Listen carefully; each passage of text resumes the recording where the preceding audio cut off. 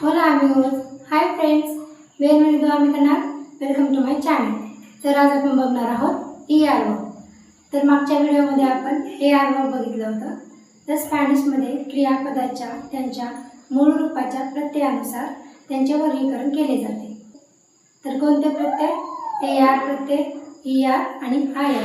तर मागच्या व्हिडिओमध्ये आपण AR प्रत्यय बघितलं होतं. तर आज आपण ER प्रत्यय बघणार आहोत.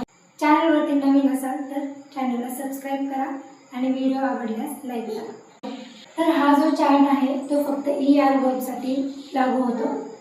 तर O S A, Amos, S, N. तर यो असेल तर O येणार, तू असेल तर एस येणार, एन आणि ए असेल तर ए येणार. नोसोत्रोस असेल किंवा नोसोत्रास असेल तर एमोस वोसोत्रोस असेल किंवा वोसोत्रास असेल एस, एयस आणि ए असला एन. चला तर मग आपण उदाहरण बघू. तर कोमेर, कोमेर म्हणजे इट म्हणजे खाणे. कोमेरमध्ये ER प्रत्यय लागलेला आहे. यो कोम म्हणजे आय इट म्हणजे मी खातो. तर यामध्ये यो आल्यामुळे ER कट होणार आणि ओ प्रत्यय लागणार. नेक्स्ट तू कोमेस, तू कोमेस म्हणजे यू इट म्हणजे तू खातो. तर तू असल्यावर तू आल्यावर एस येणार, तर ER कट होणार नंतर एस प्रत्यय लागणार. तसेच एल कोमे म्हणजे ही इट्स म्हणजे तो खातो. एया कोमे म्हणजे शी इट्स म्हणजे ती खाते. तर आता इथं एल आणि ए आलं की ए प्रत्यय लागणार.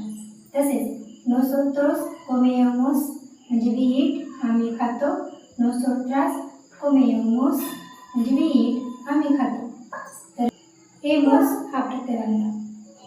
वोसोत्रोस कोमेईस, वोसोत्रोस कोमेईस म्हणजे यू इट म्हणजे तुम्ही खाता.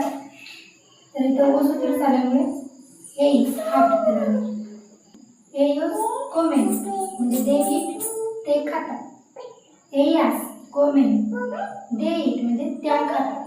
तर इथं प्रत्यय ई येणार N. Nos vemos en el próximo video.